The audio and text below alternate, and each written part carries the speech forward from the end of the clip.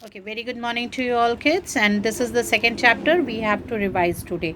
अभी तक हम लोगों ने जितने भी चैप्टर्स कर लिए हैं, now we will revise them. Okay, और जब ये आप रिवीजन देखेंगे, when you'll go through these briefings, then you refer to the original videos also, जो आपके पूरे डिटेल्ड वीडियोज़ हैं चैप्टर के, आप उन्हें भी एक बार ज़रूर देखिए. Now I suggest you to revise all the chapters which we have done till now, because these chapters are going to be the part of your half yearly exams. So अब आप इन chapters को एक बार ज़रूर revise करें. Go through all the word meanings, the sentences, reference, question answers, everything, क्योंकि अब आपको exams के लिए प्रिपेयर करना है. Now only 2-3 chapters are left in your book, तो वो भी हम लोग धीरे धीरे करते रहेंगे. But now let us do the revisions first. Okay, so this is the second chapter. और ये चैप्टर एक 12 ईयर ओल्ड गर्ल पे बेस्ड थी, जो अपना एक स्कूल असाइनमेंट पूरा करने के लिए लेटर लिखती है. And that letter was suppose to be written to someone unusual, someone popular, and someone जिससे वो बहुत ज़्यादा इंस्पायर्ड हो. So that girl chose Mrs Sarojini Naidu, और इस गर्ल का भी नाम सरोजनी ही रहता है. And she is also in standard 6. और ये जो अपना असाइनमेंट पूरा करने के लिए लेटर लिखती है, उसमें बेसिकली वो ज़्यादातर बार बार ये बताती है कि क्या क्या चीज़ें कॉमन नहीं हैं इन दोनों के बीच, कि मेरा भी नाम सरोजनी है, आपका भी नाम सरोजनी है, केवल यही एक कॉमन चीज़ है हम दोनों के बीच, यही एक चीज़ है जो एक जैसी है, नहीं तो और कोई भी बात हम दोनों में कॉमन नहीं है. So what the things she is referring to, like she says कि आपने चाइल्डहुड में अपनी बात को बनवाने के लिए, जैसे आपको कोई बात अगर सही नहीं लगती थी और आप दिल से नहीं उसे मानना चाहते थे, तो आप उसके लिए बिल्कुल अपना स्टैंड लेने से पीछे नहीं हटती थी, और घर पे जा कर के आप छिप जाती थी कहीं भी जहाँ पे आपको कोई ढूंढ न सके, और आप अपना रूम लॉक करते थे फिर जब तक आपकी बात मान न ली जाए. सो आप बहुत स्ट्रांगली अपनी बात को रखती थी. Okay, so that the first thing she says. Then another thing what she said, कि आप जो हैं वो बहुत ज़्यादा अच्छी थी इंग्लिश में.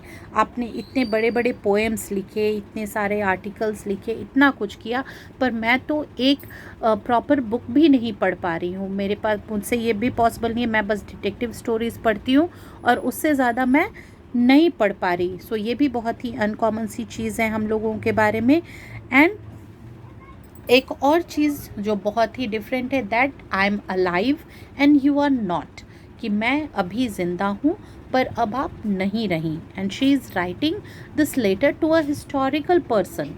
एक Mrs Sarojini Naidu is an historical person. She is a person जिन्होंने बहुत सारे लोगों को इंस्पायर किया, इनकरेज किया. तो ये कहती है कि आप इंग्लिश में बहुत अच्छी हैं थी, आपने बहुत सारे अचीवमेंट्स आपने नाम किए, आप बहुत स्ट्रांगली स्टैंड लेती थी, और आप अलाइव नहीं हैं, मैं अलाइव हूँ. ये बहुत सारे जो हम लोगों में डिफरेंसेस हैं. देन शी ऑल्सो सेज कि you top the exam, that Madras university matriculation exam, when you were of 12 years old, कि आप 12 साल की थी जब आपने अपने एग्ज़ाम में टॉप किया था. मैं भी 12 ईयर्स की हूँ, पर मैंने 5th क्लास में अपने टॉप किया, पर मैं कभी नहीं सोच सकती कि मैं किसी कॉलेज एग्ज़ाम में भी टॉप करूँगी, हालांकि मैं कितना भी ज़्यादा पढ़ लूँ. फिर you fought for India's freedom and one, आप भारत की आज़ादी के लिए भी लड़ी थी, आपने अपना पूरा सहयोग दिया था और आज़ादी मिली, आप जीत भी गई. पर मैं ऐसी किसी भी चीज़ के लिए नहीं सोच सकती हूँ, because I am not good in fighting, specially if it was against the Britishers, जिनके पास इतने सारे स्पाइज थे, डिटेक्टिव्स थे, इतना सारा कुछ था. उनसे जीतने का तो मैं कभी सोच भी नहीं सकती थी, कि जो कि आपने किया.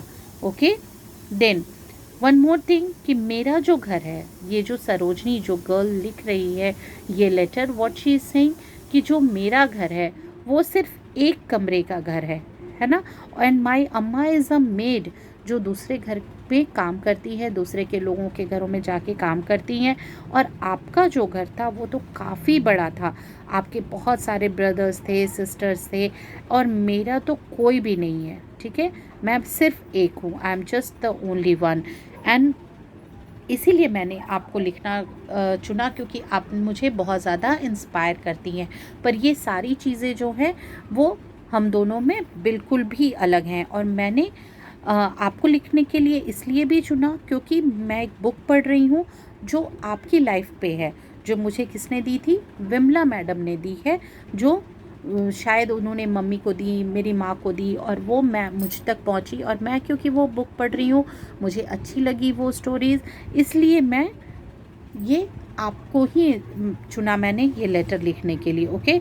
और ये जो इंग्लिश है वो भी आप जितना अच्छा जानती हैं मैं बिल्कुल भी नहीं जानती। सो ये जो बहुत सारी चीज़ें हैं वो हम लोगों में बिल्कुल भी अलग है। ओके। और अनदर थिंग दैट मुझे ये लगता है कि you are the one who understand kids like me, जो मेरे जैसे बच्चों को समझ सकते हैं बहुत अच्छे से कि हमें क्या पसंद है, क्या नहीं पसंद है, हम किस तरह की बातें सोचते हैं और हम क्या चाहते हैं। जैसे कि मेरी एनी मिस, उसकी मिस का क्या नाम था, this girl who was writing the letter, उसकी मिस का नाम था एनी मिस, जिसने उन्हें ये असाइनमेंट दिया था लेटर लिखने का।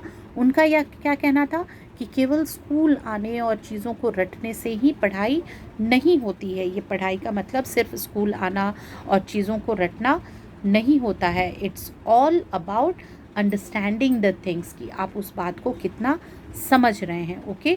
सो ये जो मेरा असाइनमेंट था इसी चीज़ पे था कि मैं ये लिखूं कि मैंने क्या क्या सीखा, मैं किस चीज़ से इंस्पायर हुई, मुझे क्या पसंद आया, क्या नहीं पसंद आया। So all these things she has written in the letter, but at the end what she has written कि मुझ में और आप में सिर्फ एक ही चीज़ है, और वो क्या है, कॉमन, कि मेरा भी नाम सरोजनी है और आपका भी फर्स्ट नेम सरोजनी है। ओके।